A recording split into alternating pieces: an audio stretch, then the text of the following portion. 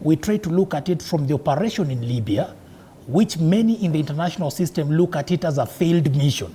Remember, Libya was attacked during the Obama time, and it was by NATO ally. And the country was flourishing economically, socio-culturally, but after intervention by NATO, the country today is wallowing in miasma of poverty. So NATO, to some extent, also look at the operation in Iraq, whereby in the Middle East also, there are people who felt like it was too much force used in Iraq. Otherwise, there were other alternative mechanisms to deal with the situation.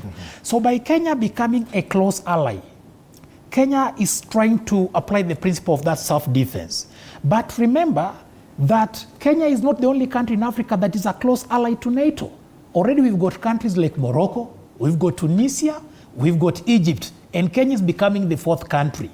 If you look at this close ally nature of Kenya to NATO, it simply tells you of the United States' geopolitical interest in the continent. Look at the countries that have been given this close neighborliness and being recognized as a very close ally to NATO. Look at that block or that seaway.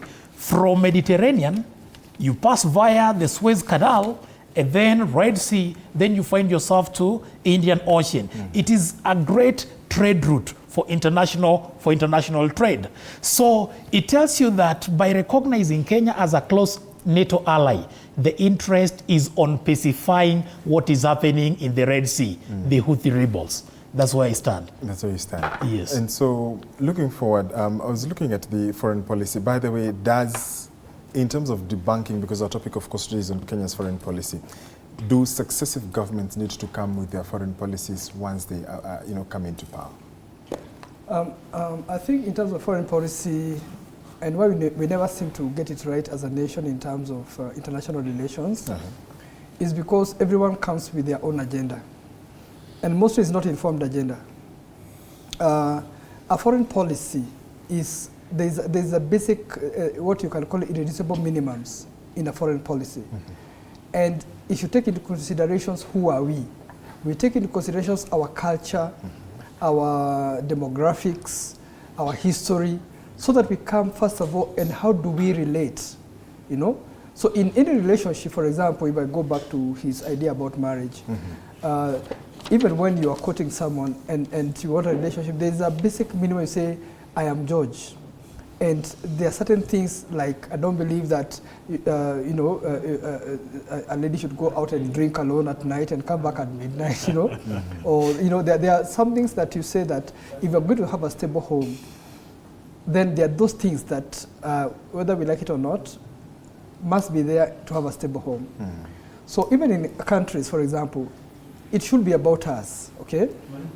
Let us not dangle, dangle our sovereignty to the highest bidder, because that is what we do, okay? So now after like 2 decades, so we have realized, China may not be, the grass is green on the other side, so we jump ship. I'm not saying we have jumped ship from the east, but by the look of things, of course, we are embracing, the Western ideology, whether it is through allies or directly through the US or people like NATO and so forth.